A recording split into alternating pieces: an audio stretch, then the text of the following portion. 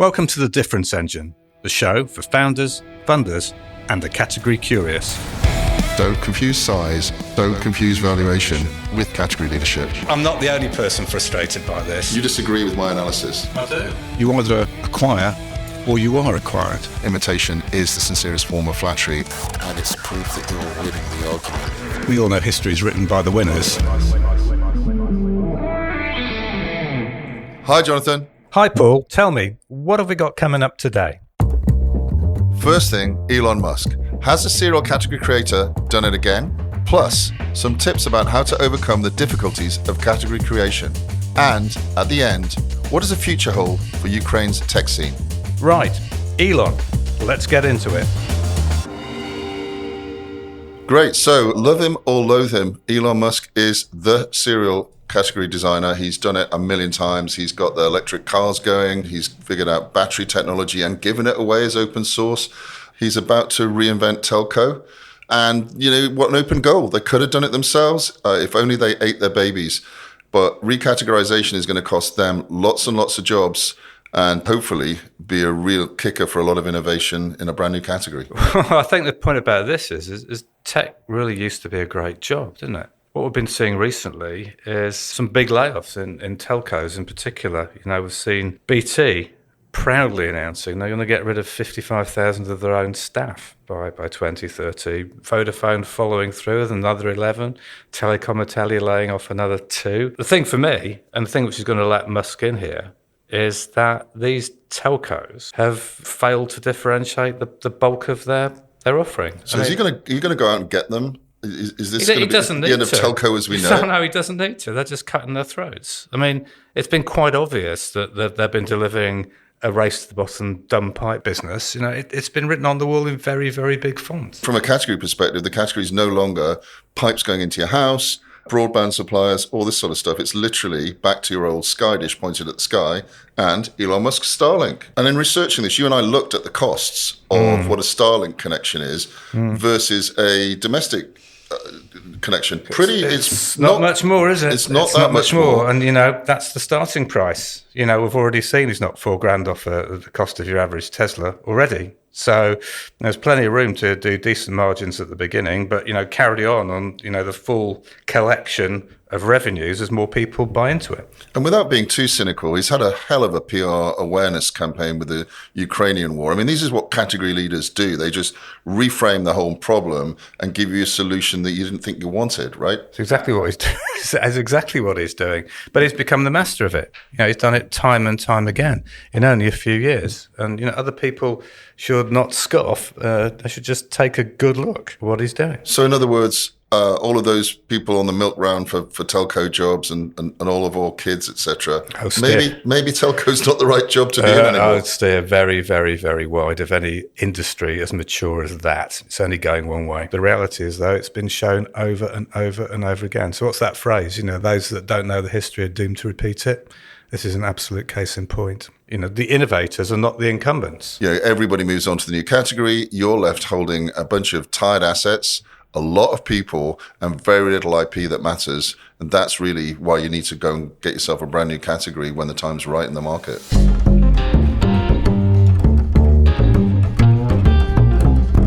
Is category creation really that hard? For those of you returning, hopefully energized from our first episode, you may have a nagging feeling that amounts to, might category creation be a bit hard?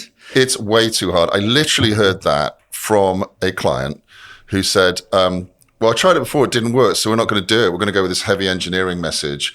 Fast forward 3 or 4 years from that comment, which we were all appalled at, obviously. And what actually happened is the CEO is now shipping that company around, shipped it to another client to see if he could sell it. And it still remains unloved at the side of the dance floor, waving its dance card. The irony is the company that he tried it with, who he didn't stay with, who I can tell you is a leader in a category called the content delivery network space, and one of the largest in there. Massive, huge Uber category, just raking in the profits, raking in the revenues. And for him, it was just, you know, honestly, he said it straight, it was just too hard. Yeah, but it isn't hard, is it? It may be at its best a little bit challenging, But then, what in life worth doing isn't a little bit challenging? Well, should we break down why people say it's hard? And they do say it's hard. I think they look at what they need to do to create a category, and it's a lot, right? So the main piece, early days, essentially, is the education and awareness. People call it the market conditioning. Yeah. And this is, as we say, it's sort of like the head nod to say, yes, of course I've got that problem. That is exactly the problem I've been wrestling with. That's the seed of the category, right? So if we get the part that people are doing a head nod and say, yes, I don't like waiting on a corner in the pouring rain, waving my hands at black cabs who'll only take cash and never pick me up, then maybe I'll be interested in the category. So education awareness, it's a lot, right? Even identify the people with the problem and reinforce again and again that's the issue that they've got. You need to take them on the journey in modern parlance. But, don't think that you can drive category along without taking people on the journey. And, some of the others you've got to take on the journey is, convincing partners and users. Yeah, so once you've got, that initial head nod, get it, like it, want it, how do I get my head on it? People have to start to, adopt it. And that's often via an ecosystem of partners. It may, it's very rare that you get somebody that can supply everything you need to flesh out a category. So yeah, absolutely. You need the ecosystem, you need the partners, and in software, it's often implementation partners. Yeah. And that, frankly, is quite hard. Yeah, right? But you need the T word too, T for trust, which is really important. And, that's the first area where you're going to need to have senior involvement. You've got to lead from the front on this, and that means also leading from the top. Yeah, and we've got first-hand experience of just how hard it is. We don't need to mention the client, but we can certainly mention that the GSI, the Global Systems Integrator, that needed to be convinced, in this case, Accenture. And Accenture has a list of all of the folks that it's going to play nicely with right on its website. And just gaining the name check on the website sort of gives you a quick tick in the box that you're on the right track to creating a category that's meaningful. Yeah, but that's where you may have to do the Burger King strategy. Burger King allied with Pepsi because McDonald's were allied with Coke. And I think, it's interesting that the case you're talking about there is that the company concerned very cleverly allied quickly with one of the companies that Accenture would take notice of. Right. So, it remains to be seen whether that's going to push them along, but I'd put money on it that it will. Yeah, so your friends are your friends. And equally, it's not so bad to have a couple of enemies out there and pick out some boogeymen that, if you solve the category correctly, their goose will be cooked. We talked previously about the telcos and just how dumb they're being in the face of what looks existential with the Starlink threat. So, it's also good to have a boogeyman and some friends, and figuring all of that out, it sounds a bit hard. Yeah, but also, the point is that, when your competitors start to either ape you or diss you, that's when you're winning. The only thing you really need to do at that point, apart from, congratulate yourself a little, is to keep ahead, to keep going, to strike, to keep the competitors constantly guessing what's going to be your next move. You're right, because you slow down, they'll catch up. It's, mimicking is very easy these days. You can mimic things very easily. And often with categories, what you're trading in is ideas, views of the world, frankly, words. Words are very, very, very copyable. So you do need to keep moving that point of view on. Otherwise, you will definitely get caught. It's a war of ideas. That's what you're talking about here. And why would you, if you see the world differently, try and wait for the rest to catch up? This is the problem with a lot of analyst relations, and we'll talk about that as a role sometime in the future. But this is looking in the backward mirror, trying to get validation that the box that you are in is the box that an analyst, who frankly might be years behind the zeitgeist, is putting you in. That's just not a strategy. That is just waiting for the inevitable decline of your competitive differentiation. Yeah, and I think, bottom line, is category too hard? Absolutely not. It shouldn't be, right? So you're building your own category, you've got the confidence to do it. What it's required here is leadership. It's not too hard. It's a bit like they say in physical training, right? It's all about mind over matter. Yeah, and like most things in life, things get a lot easier with experience. You may not be able to predict what's going to happen, but you'll be very adept at managing it when it does. And we're here to help. Indeed we are.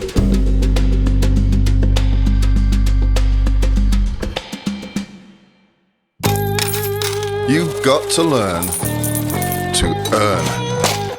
You might have to explain what FIFO is. Yeah, my colleague here thinks it means first in, first out. It does in programming. I think it means fit in or off. Yeah, so really we're talking about those who will not make the category journey. The reality is, in any category process, some people are going to have to change. A company is radically reinventing itself, so people are going to radically reinvent themselves.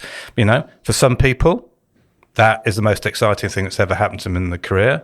And other people will resist it with every last cell in their body because people fear change. And you, as a manager or as a leader, have to understand how they might react as you go through the category journey. Some people are just made for designing categories and like the excitement of it, love the new, quite prepared to take risks. Other people, they want the paycheck, they want the security, they want a quality of life. And that's totally fine, but they're just not the right people to carry through on yeah, a the problem is that as they turn that fear into some form of action, and they try and sort of cement their positions by just basically coming out with a litany of negative attitudes and tactics, and often these are hidden, and you may think somebody's with you on the journey, and then they reveal themselves when it will have major impact on what you're trying to do. Yeah, that's like an old version of Murphy's Law, right? Like when it's the least convenient for one of these Zs, as we call them, to pop out of the undergrowth, that's when they'll do it. So there is this fear that you should rightly have when you start designing a category, that not everybody is going to be with you, not everybody's going to be along for the entirety of the journey. And at some point, especially if you're like a more established company trying to pivot, which is typically what's happening a lot these days, startups not getting as much funding, so the scale-ups are sort of pivoting to stay relevant.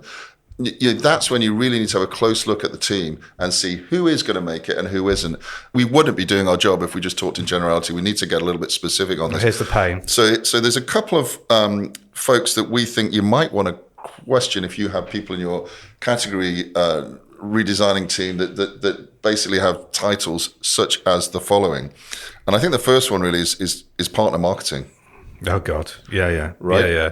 You know what these people tend to do when they think that somehow category is going to lower their power is, they sign off on and delay partner releases. We've seen that happening over and over again because they want to maintain their relationships, or at least, not rock the boat. What they don't get is the boat that's already on fire or is a pile of ashes. Think about, somebody who's built their career building partnerships with a set bunch of folks in your ecosystem. That's totally understandable that they would want things to not change, but things are about to change, right? You're about to redefine a category. And so it may be that every single one of those partnerships that you spent perhaps years building is now less relevant. And that's a hard message for some people, especially the partner marketing professionals, for them to take on board. Well, yeah, and they also have to FIFO, or they're going to die as surely as a dinosaur hit by a meteorite. And another lot are the in-house events teams. Yeah. They are the ultimate analog players in the digital world. I do love a great event, as do we all, but the format's changed, the blending of digital and in-house has changed, and anybody who's holding on to a role that's specifically around in-house events, I don't care if it's been going 10, 20 years, they need to ask themselves, is that the right thing for the category? And it starts with everything from formatting to presentation. Are you addressing the right buyers? Are they the current buyers? Are they the future buyers, etc.? So that role in particular, I think, is very hard to justify. The individuals who hold these job descriptions are often transitioned into content roles. Why would anybody who's used to managing buffets and standing around on carpets be the right people to lead or deliver content strategies? It's just bonkers. There's a very distinct skill with logistics, specifically events logistics, and that should all be outsourced. Another type of role that I would be concerned about preventing your progress on category design is analyst relations types. Oh, you mean the diary coordinators, the people pleasers? Well, I think that's two ways of describing them. My issue is that, when you're on a category design journey, you're all about innovation, designing the future. What you are not, and so many times people say, I'd like to do some category design, but what they actually mean is I'd like big US companies to bless my category. Yeah. Well, that's just looking in the rearview mirror. That's exactly the opposite of designing a future. That is settling for somebody else's version of the future, which is based on the past.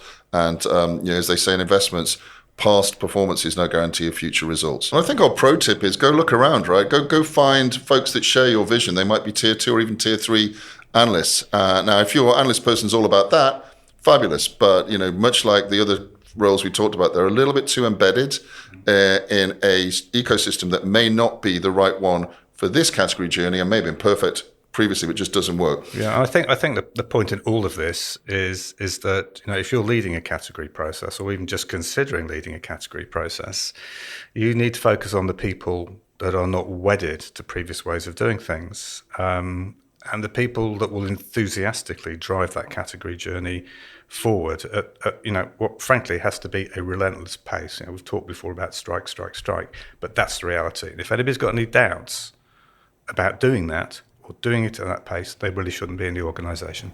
Absolutely. And just to, in conclusion then, you need to look your folks, your team in the eye, make sure they're up for the journey and, issue them the ultimatum. Fit in or you know what.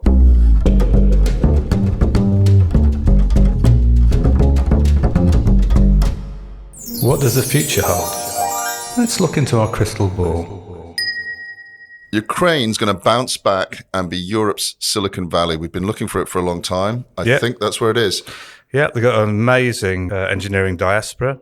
They've still got amazing back-end engineering skills in the country, which certainly many UK companies have been taking advantage of forever. But that's exactly where India started, and look at where they are now. We know for a fact, we've seen clients that are part of the Ukrainian diaspora, founders, some of whom have gone to Silicon Valley. They'll be coming back just as soon as peace breaks out over there. Let's hope it's very soon. And in addition, all of the folks that were trained over there, they've moved to neighboring countries. Some of them have stayed in Belarus, God help them. Some of them are in Poland and are being picked up for these new nearshore versions of outsourcing. Yeah, it'll be interesting to see if there's any Marshall Plan like investment going into Ukraine post-war. How much of that goes into just basic infrastructure and how much of it will enable a new tech boom. So in conclusion, I think Ukraine's going to bounce back super strong, super quickly. As soon as peace breaks out, you will find the Silicon Valley of Europe is right there in Kiev and its surroundings. Slava, Ukraine. Yeah, Slava. So looking into our crystal ball, the metaverse is only sleeping. Really? Yeah. It's a sort of sleeping beauty. Needs a push, but anybody who thinks it's gone away is deluded. I mean, the reality is, look at AI. AI is in its third coming. Now it's on everybody's lips. Everybody's got concerns about it. It will be exactly the same with the metaverse. It's just that the enabling technologies aren't there yet. So obviously, Facebook has spaffed an untold amount of money on their version of the metaverse. But often, as we said before, incumbents don't win. And we know that Apple's coming strong with its version of AR and VR. And the rumor is there's going to be 3 or 4 phases of that. At some point, you would have to bet on those guys getting it right. History says that they normally come in and dominate categories. My prediction is, and I think we sort of aligned on this, is end of 24, beginning of 25, there will be a significant revenue stream from metaverse hardware and software. And I wouldn't be surprised if Apple's still in the lead, and I would be surprised if Facebook's making significant dollar from this. Okay, well, thanks for listening. Don't forget to subscribe to our podcast. And remember, don't be better, be different.